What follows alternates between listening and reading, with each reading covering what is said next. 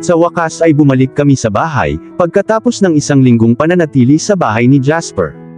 Inaayos ko ang mga damit namin pabalik sa mga shelves, habang ang baby ko ay masayang naglalaro sa crib sa harap ng telebisyon.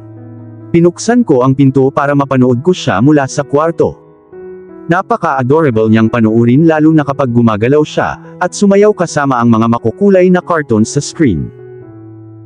Ang aking baby ay sabik na matutong maglakad.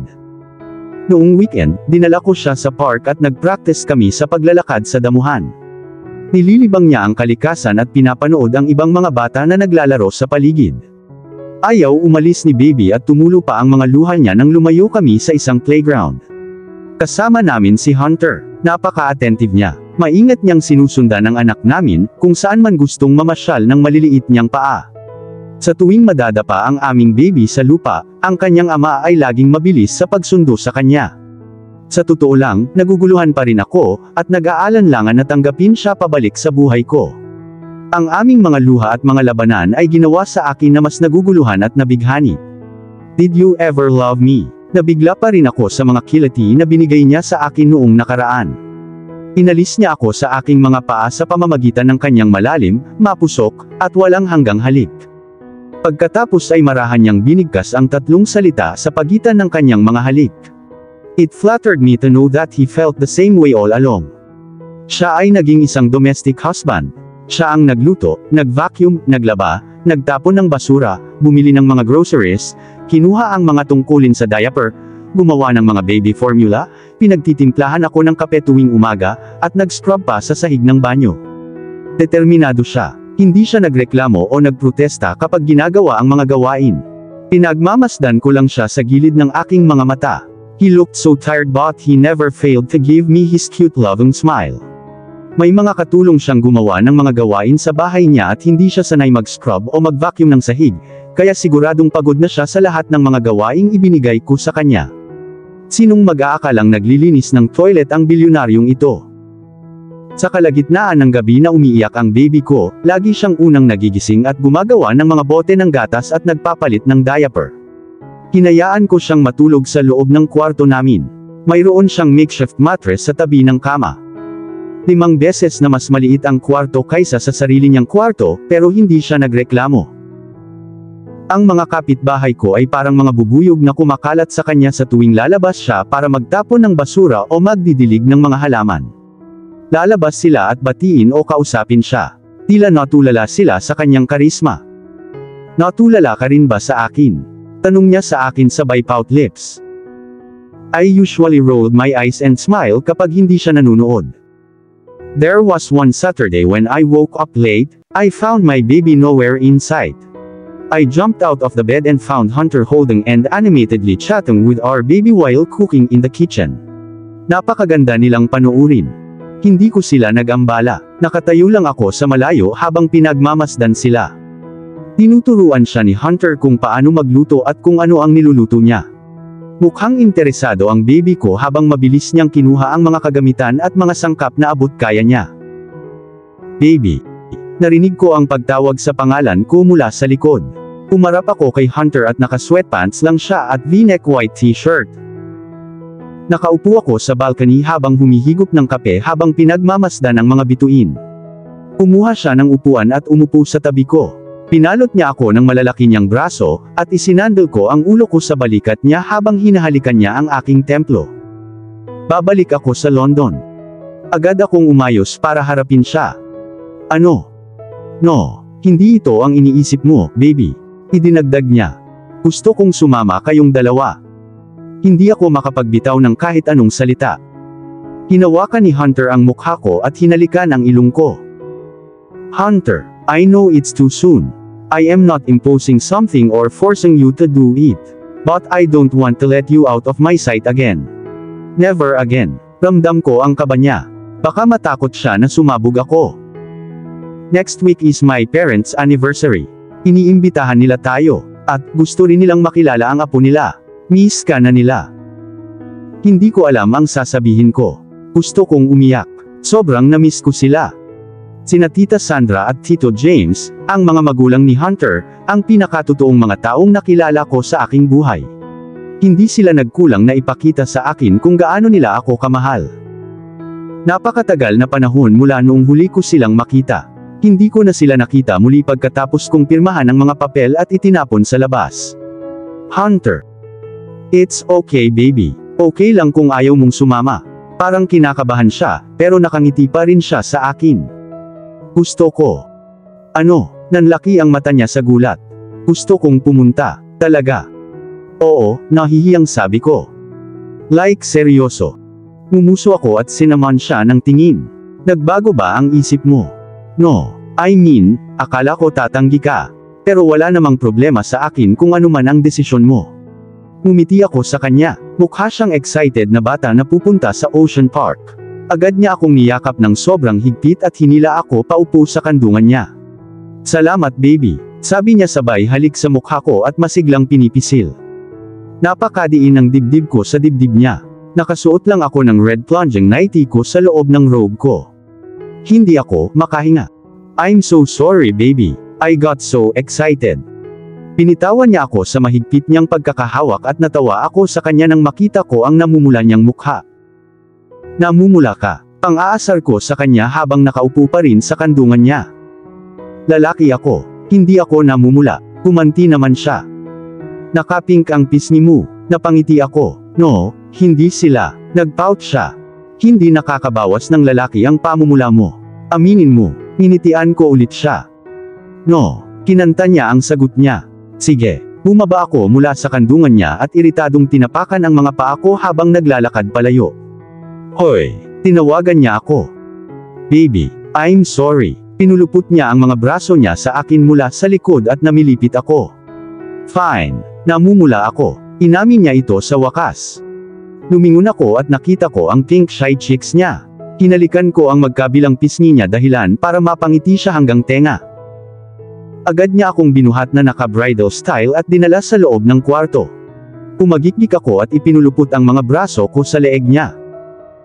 Gutom na ako. Hinalikan niya ang leeg ko. So, inusenteng sagot ko, kailangan mo akong pakainin. Laki kang tao, marunong ka talagang magluto para sa sarili mo. Tinitigan niya ako gamit ang mapang-akit niyang mga mata. Dinilaan niya ang ibabang labi. Ipapakita ko sa iyo kung gaano ako kalaki. Inihagis niya ako sa kama saka kami nagkulong sa isa't isa. Dumating kami sa London bandang alas 5 ng hapon. May private plane si Hunter kaya hindi ito naging hassle sa akin. Ang aming baby ay hindi napigilan ang paglukso pataas at pababa sa kandungan ng kanyang ama.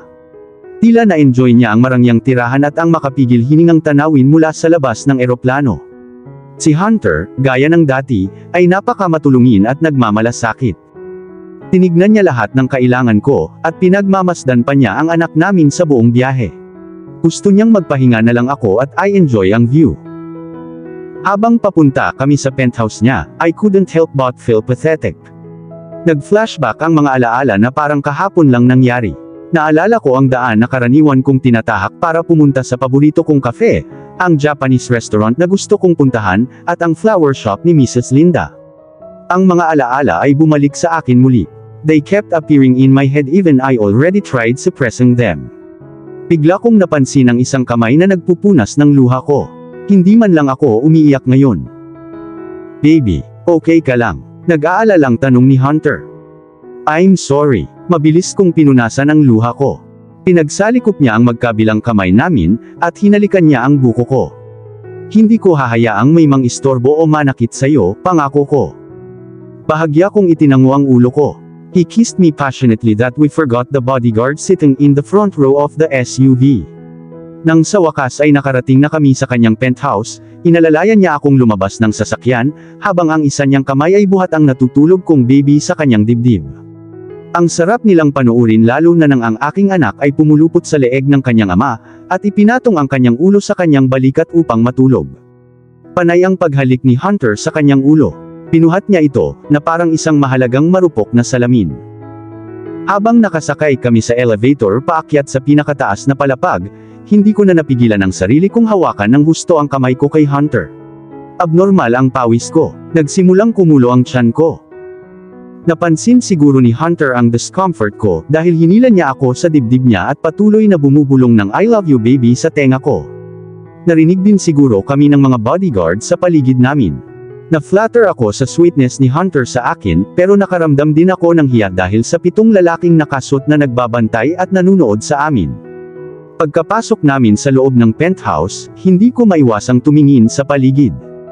Ang lahat ay pareho, ang mga furniture, ang mga appliances, ang mga portrait bawat kaayusan ay pareho sa paraan na sila ay dati.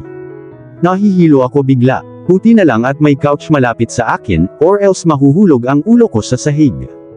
Baby, what's wrong? Tumakbo si Hunter sa gilid ko, at inalalayan ako. Kailangan ko ng tubig.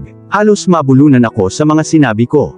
Just hold on, okay? Mabilis siyang tumakbo sa kusina at makalipas ang ilang segundo ay bumalik siya na may dalang isang basong tubig. Gusto mo bang magpahinga? Tanong niya, at nahihiyang tumango ako. Pinuhat niya ako ng bridal style sa kwarto at inihiga sa malambot na kama. Nasaan si Nikolai? Nasa kabilang kwarto siya, natutulog pa. Umupo ako at kalaunan ay napansin ko ang isang napakalaking portrait sa dingding na katabi ng kama. Iyon ang picture ng kasal namin. Nakangiti akong nakatingin sa camera habang matamis siyang nakatingin sa akin.